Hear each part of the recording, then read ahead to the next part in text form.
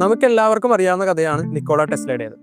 Introvert ആയിരുന്ന, സാമ്പത്തികമായും മാനസികമായും കുറേയധികം കഷ്ടപ്പാടുകൾ അനുഭവിക്കേണ്ടി വന്ന ഒരു ജീനിയസ്. പക്ഷെ അദ്ദേഹത്തിന്റെ കണ്ടുപിടുത്തങ്ങൾ ആധുനിക ലോകത്തിന് തന്നെ മാറ്റിമറിച്ചു. ഇങ്ങനെ കണ്ടുപിടിച്ച് മുന്നോട്ട് കൊണ്ടുവരുന്ന ടെസ്ലയുടെ ജീവിതത്തിലേക്ക് ഒരു ഇടുത്തി പോലെ എഡിസൺ വന്നു വീഴുകയാണ്. അറുത്ത് കൈക്ക് ഉപ്പത് വെക്കാത്ത ക്രൂരനായ ഒരു ബിസിനസ്സുകാരൻ.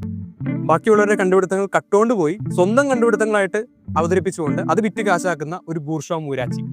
തന്റെ ബിസിനസ് താല്പര്യങ്ങൾക്ക് വേണ്ടിയും പിന്നെ വെറും അസൂയ കൊണ്ടും എഡിസൺ ടെസ്ലയെ വേട്ടയാടി. ഈ വേട്ടയാടലുകൾക്കൊടുവിൽ സമ്പത്തും സൽപ്പേരും കണ്ടുപിടുത്തങ്ങളും എല്ലാം നഷ്ടപ്പെട്ട ടെസ്ല നിർധനനായി, നിരാലംബനായി, ഒറ്റയ്ക്ക് ഒരു ഹോട്ടൽ മുറിയിൽ മരിച്ചു വീഴാനുണ്ടായത്. ടെസ്ലയും എഡിസണും തമ്മിൽ നടന്ന ഈ ഘോര യുദ്ധത്തിനെ പിന്നീട് വന്ന ആളുകൾ വാർ ഓഫ് കറൻസ് എന്ന് വിശേഷിപ്പിച്ചു. തന്റെ ബിസിനസ് സാമ്രാജ്യത്തിന്റെ മുഴുവൻ ശക്തി ഉപയോഗിച്ചുകൊണ്ട് ടെസ്ലയെ തോൽപ്പിക്കാനായി എഡിസൺ ശ്രമിച്ചെങ്കിലും വാർ ഓഫ് കറൻസിൽ ഒടുവിൽ ടെസ്ല ജയിച്ചു. എഡിസന്റെ DC-യെ തള്ളിക്കൊണ്ട് ലോകം ടെസ്ലയുടെ AC-യുടെ വഴിയെ നീങ്ങി. കാലത്തിന്റെ കാവ്യനീതി. ആഹാ ആഹാ.